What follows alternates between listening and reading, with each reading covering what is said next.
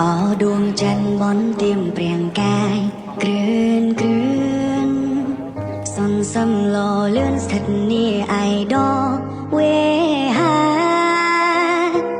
ចាំងក្រវ៉ាលមានតែដួងច័ន្ទឯកាមិនឃើញតារារៀងអែបអងច័ន្ទថ្លៃច័ន្ទដឹងទេរូបអ្នកប្រៀបដូចបេះដូងឃ្លាតចាកឆ្ងាយទ្រូងឃ្លាតស្ងាត់បាត់សូន្យយូរថ្ងៃតារាប្រដូចប្រៀបបានថ្លើមថ្លៃពេលយប់ពេលថ្ងៃក៏មិនឃើញរែក្បែរច័ន្ទអើយច័ន្ទនៅទុនតឹងចាំ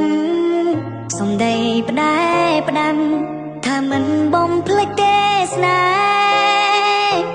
បួងសួងសូមឲ្យទេវតាតាមថែសូមចិត្តកុំប្រែពីស្នេហ៍ធ្លាប់ភាក់ក្តី